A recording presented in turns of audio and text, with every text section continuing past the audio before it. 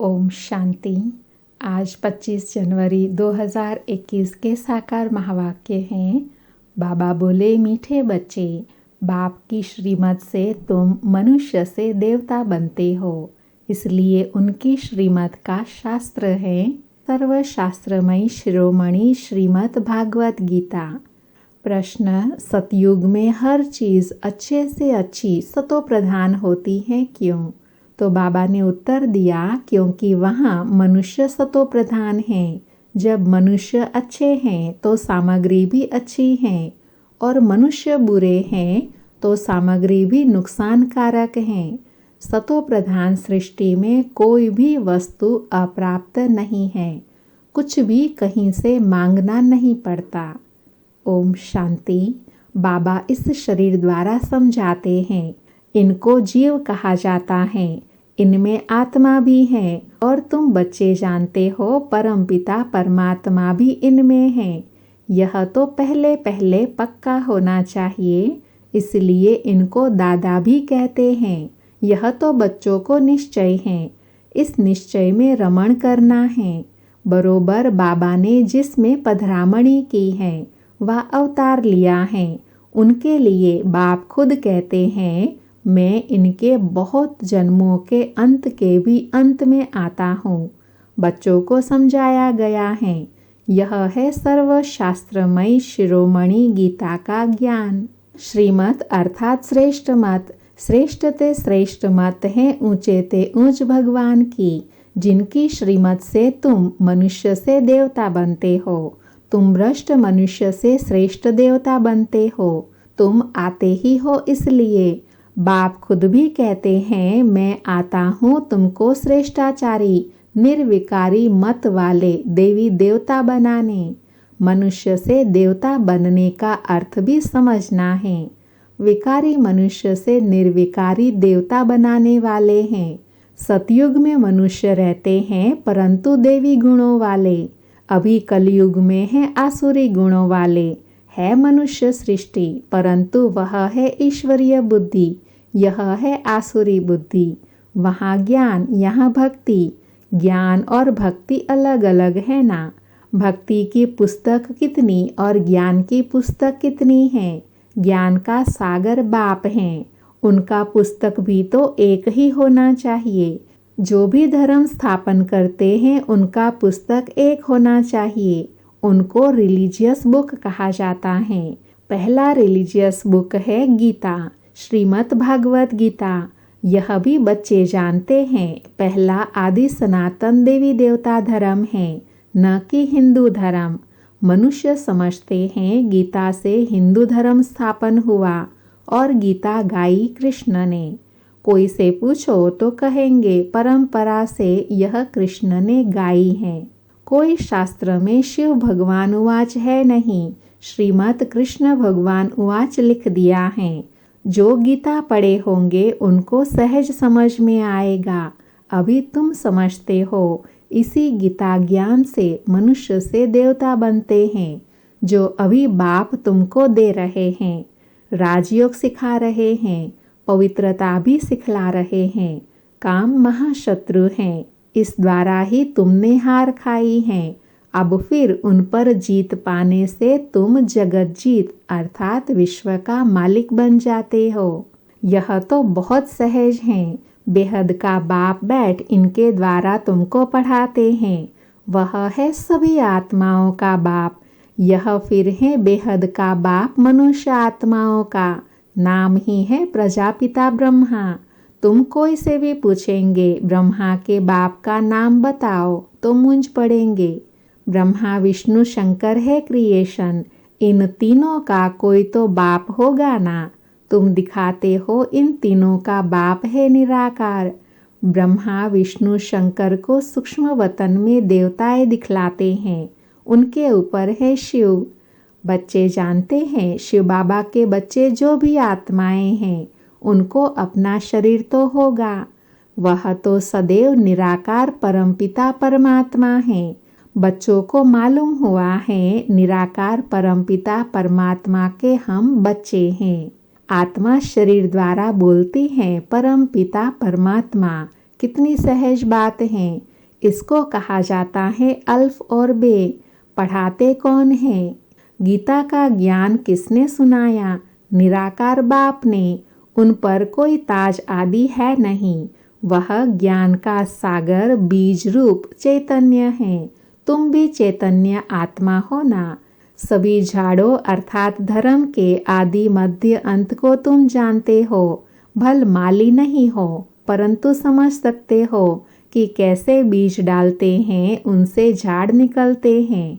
वह तो है जड़ झाड़, यह है चैतन्य। तुम्हारी आत्मा में ज्ञान है और कोई की आत्मा में ज्ञान होता नहीं। बाप चैतन्य मनुष्य सृष्टि का बीज रूप है, तो झाड़ भी मनुष्यों का होगा। यह है चैतन्य क्रिएशन। बीज और क्रिएशन में फर्क तो है ना। आम का बीज डालने से आम निकलता है, फिर झाड़ कितना बड़ा होता है। वैसे मनुष्य के बीज से मनुष्य कितने फर्टाइल होते हैं। जड़ बीज में कोई ज्ञान नहीं है। यह तो चैतन्य बीज रूप है शिव बाबा। उनमें सारे सृष्टि रूपी झाड़ का ज्ञान है कि कैसे उत्पत्ति, पालना, फिर विनाश होता है। यह बहुत बड़ा झाड़ खलास हो, फिर दूसरा नया झाड़ कैसे बड़ा होता है, यह है गुप्त। तुमको ज्ञान भी गुप्त मिलता है। बाप भी गुप्त आए हैं। तुम जानते हो यह कलम लग रहा है। अभी तो सब पतित बन गए हैं। अच्छा, बीज से जो पहले पहले नंबर में जो पत्ता निकला वह कौन था? सतयुग का पहला पत्ता तो कृष्ण को ही कहेंगे, लक्ष्मी नारायण को नहीं। नया पत्ता छोटा होता है, पीछे बड़ा होता है। तो इस बीज की कितनी महिमा है। यह तो चैतन्य है ना। फिर पत्ते भी निकलते हैं, उन्हों की महिमा तो होती है। अभी तुम देवी देवता बन रहे हो, देवी गुण धारण कर रहे हो। मूल बात ही यह है कि हमको देवी गुण धारण करने हैं। इन लक्ष्मी नारायण जैसा बनना है। चित्र भी है। यह चित्र न हो तो बुद्धि में ज्ञान ही नहीं आता। यह चित्र बहुत काम में आते हैं। भक्ति मार्ग में इन चित्रों की भी पूजा होती है और ज्ञान मार्ग में इन चित्रों से तुमको ज्ञान मिलता है कि ऐसा बनना है। भक्ति मार्ग में ऐसे नहीं समझते हैं कि हमको ऐसा बनना है। भक्ति में मंदिर कितने बनते हैं? सबसे जास्ती मंदिर किसके होंगे? जरूर शिव बाबा के, जो बीज रूप हैं। फिर उनके बाद पहली क्रिएशन के मंदिर होंगे। पहली क्रिएशन यह लक्ष्मी नारायण है। शिव के बाद इनकी पूजा सबसे जास्ती होती है। माताएं तो ज्ञान देती हैं, उनकी पूजा नहीं होती। वह तो पढ़ाती है ना। बाप तुमको पढ़ाते हैं, तुम किसकी पूजा नहीं करते हो। पढ़ाने वाले की अभी पूजा नहीं कर सकते। तुम जब पढ़कर फिर अनपढ़ बनेंगे तब फिर पूजा होगी। तुम सो देवी देवता बनते हो। तुम ही जानते हो जो हमको ऐसा बनाते हैं उनकी पूजा होंगी। फिर हमारी पूजा होंगी नंबरवार। फिर गिरते गिरते 5 तत्वों की भी पूजा करने लग पड़ते हैं। शरीर 5 तत्वों का है ना। 5 तत्व की पूजा करो या शरीर की पूजा करो, एक हो जाती हैं। यह तो ज्ञान बुद्धि में है। यह लक्ष्मी नारायण सारे विश्व के मालिक थे। इन देवी देवताओं का राज्य नई सृष्टि पर था, परंतु कब था यह नहीं जानते। लाखों वर्ष कह देते। अब लाखों वर्ष की बात तो कभी किसी की बुद्धि में रह न सके। अभी तुमको स्मृति में है, हम आज से 5000 वर्ष पहले आदि सनातन देवी देवता धर्म के थे। देवी देवता धर्म वाले फिर और धर्मों में कन्वर्ट हुए हैं। हिंदू धर्म कह नहीं सकते, परंतु पतित होने के कारण अपने को देवी देवता कहना शोभता ही नहीं। अपवित्र को देवी देवता कह न सके। मनुष्य पवित्र देवियों की पूजा करते हैं तो जरूर खुद अपवित्र हैं, इसलिए पवित्र के आगे माथा झुकाना पड़ता है। भारत में खास कन्याओं को नमन करते हैं, कुमारों को नमन नहीं करते। फीमेल को नमन करते हैं, मेल को नमन क्यों नहीं करते? क्योंकि इस समय ज्ञान भी पहले माताओं को मिलता है, बाप इनमें प्रवेश करते हैं। यह भी समझते हो बरोबर यह ज्ञान की बड़ी नदी है। ज्ञान नदी भी है, फिर पुरुष भी हैं। यह है सबसे बड़ी नदी। ब्रह्मा बाबा ब्रह्मपुत्रा नदी है सबसे बड़ी, जो कलकत्ता तरफ सागर में जाकर मिलती है। मेला भी वहाँ लगता है, परंतु उनको यह पता नहीं कि यह आत्माओं और परमात्मा का मेला है। वह तो पानी की नदी है जिस पर नाम ब्रह्मपुत्रा रखा है। उन्होंने तो ब्रह्म ईश्वर को कहा हुआ है, इसलिए ब्रह्मपुत्रा को बहुत पावन समझते हैं। बड़ी नदी है तो पवित्र भी वह होगी। पतित पावन वास्तव में गंगा को नहीं, ब्रह्मपुत्रा को कहा जाए। मेला भी इनका लगता है। यह भी सागर और ब्रह्मा नदी का मेला है। ब्रह्मा द्वारा एडॉप्शन कैसे होती है, यह गुह्य बातें समझने की हैं, जो प्रायः लोप हो जाती हैं। यह तो बिल्कुल सहज बात है ना। भगवान वाच, मैं तुमको राजयोग सिखलाता हूँ, फिर यह दुनिया ही खलास हो जाएंगी, शास्त्र आदि कुछ भी नहीं रहेंगे। फिर भक्ति मार्ग में यह शास्त्र होते हैं, ज्ञान मार्ग में शास्त्र होते नहीं। मनुष्य समझते हैं यह शास्त्र परंपरा से चले आते हैं। ज्ञान तो कुछ है नहीं, कल्प की आयु ही लाखों वर्ष कह दी है, इसलिए परंपरा कह देते हैं। इनको कहा जाता है अज्ञान अंधियारा। अभी तुम बच्चों को यह बेहद की पढ़ाई मिलती है, जिससे तुम आदि मध्य अंत का राज समझा सकते हो। तुमको इन देवी देवताओं की हिस्ट्री ज्योग्राफी का पूरा पता है। यह पवित्र प्रवृत्ति मार्ग वाले पूज्य थे, अभी पुजारी पतित बने हैं। सतयुग में है पवित्र प्रवृत्ति मार्ग, यहाँ कलयुग में अपवित्र प्रवृत्ति मार्ग है, फिर बाद में निवृत्ति मार्ग होता है। वह भी ड्रामा में है। उनको संन्यास धर्म कहा जाता है। घर बार का संन्यास कर जंगल में चले जाते हैं, वह है हद का संन्यास। रहते तो इस पुरानी दुनिया में ही है ना। अभी तुम समझते हो हम संगम युग पर हैं, फिर नई दुनिया में जाएंगे। तुमको तिथि तारीख सेकंड सहित सब मालूम है। वह लोग तो कल्प की आयु ही लाखों वर्ष कह देते हैं, इनका पूरा हिसाब निकाल सकते हैं। लाखों वर्ष की तो बात कोई याद भी ना कर सके। अभी तुम समझते हो बाप क्या हैं, कैसे आते हैं, क्या कर्तव्य करते हैं। तुम सब के ऑक्यूपेशन को, जन्म पत्री को जानते हो। बाकी झाड़ के पत्ते तो ढेर होते हैं, वह गिनती थोड़े ही कर सकते हैं। इस बेहद सृष्टि रूपी झाड़ के कितने पत्ते हैं? 5000 वर्ष में इतने करोड़ों हैं, तो लाखों वर्ष में कितने अनगिनत मनुष्य हो जाए। भक्ति मार्ग में दिखाते हैं, लिखा हुआ है, सतयुग इतने वर्ष का है, त्रेता इतने वर्ष का, द्वापर इतने वर्ष का है। तो बाप बैठ तुम बच्चों को यह सब राज समझाते हैं। आम का बीज देखने से आम का झाड़ सामने आएगा ना। अभी मनुष्य सृष्टि का बीज रूप तुम्हारे सामने है। तुमको बैठ झाड़ का राज समझाते हैं, क्योंकि चैतन्य है। बताते हैं यह हमारा उल्टा झाड़ है। तुम अभी समझा सकते हो जो भी इस दुनिया में है, जड़ व चैतन्य हूबहू रिपीट करेंगे। अभी कितने वृद्धि को पाते रहते हैं। सतयुग में इतना हो नहीं सकता। कहते हैं फलानी चीज़ ऑस्ट्रेलिया से, जापान से आई। सतयुग में ऑस्ट्रेलिया, जापान आदि थोड़े ही था। ड्रामा अनुसार वहाँ की चीज़ यहाँ आती है। पहले अमेरिका से गेहूँ आदि आते थे। सतयुग में कहाँ से आएंगे, थोड़े ही। वहाँ तो है ही एक धर्म, सब चीज़ें भरपूर रहती हैं। यहाँ धर्म वृद्धि को पाते रहते हैं, उनके साथ सब चीज़ें कम होती जाती हैं। सतयुग में कहाँ से मांगते नहीं हैं।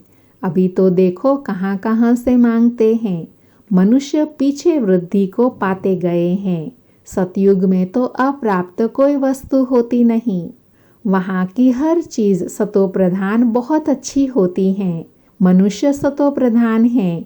मनुष्य अच्छे हैं तो सामग्री भी अच्छी है। मनुष्य बुरे हैं तो सामग्री भी नुकसानकारक है। साइंस की मुख्य चीज़ है एटॉमिक बॉम्ब्स, जिससे इतना सारा विनाश होता है। कैसे बनाते होंगे? बनाने वाली आत्मा में पहले से ही ड्रामा अनुसार ज्ञान होगा। जब समय आता है तब उनमें वह ज्ञान आता है। जिसमें सेंस होंगी वही काम करेंगे और दूसरों को सिखाएंगे। कल्प कल्प जो पार्ट बजाया है वही बजता रहता है। अभी तुम कितने नॉलेजफुल बनते हो, इनसे जास्ती नॉलेज होती नहीं। तुम इस नॉलेज से देवता बन जाते हो। इससे ऊंच नॉलेज कोई है नहीं। वह है माया की नॉलेज, जिससे विनाश होता है। वह लोग साइंटिस्ट मून में जाते हैं, खोजते हैं। तुम्हारे लिए कोई नई बात नहीं। यह सब माया के पंप हैं। बहुत शो करते हैं, अति डीपनेस में जाते हैं, बहुत बुद्धि को लड़ाते हैं, कुछ कमाल कर दिखावे। बहुत कमाल करने से फिर नुकसान हो जाता है। क्या क्या बनाते रहते हैं। बनाने वाले जानते हैं इससे यह विनाश होगा। अच्छा, मीठे मीठे सिकिलते बच्चों प्रति माता पिता बाप दादा का याद प्यार और गुड मॉर्निंग। रूहानी बाप की रूहानी बच्चों को नमस्ते। हम रूहानी बच्चों की रूहानी माता पिता बाप दादा को याद प्यार गुड मॉर्निंग और नमस्ते। सदा रहे हंसते बनते चले फरिश्ते। धारणा के लिए सार हैं। पहला, गुप्त ज्ञान का सिमरण कर हर्षित रहना है। देवताओं के चित्रों को सामने देखते उन्हें नमन वंदन करने के बजाय उन जैसा बनने के लिए देवी गुण धारण करने हैं। दूसरा, सृष्टि के बीज रूप बाप और उनकी चैतन्य क्रिएशन को समझ नॉलेजफुल बनना है। इस नॉलेज से बढ़कर और कोई नॉलेज नहीं हो सकती। इस नशे में रहना है। आज बाबा ने वरदान दिया, जिम्मेवारी संभालते हुए आकारी और निराकारी स्थिति के अभ्यास द्वारा साक्षात्कार मूर्त भव। स्पष्टीकरण, जैसे साकार रूप में इतनी बड़ी जिम्मेवारी होते हुए भी आकारी और निराकारी स्थिति का अनुभव करते रहे, ऐसे फॉलो फादर करो। साकार रूप में फरिश्तेपन की अनुभूति कराओ।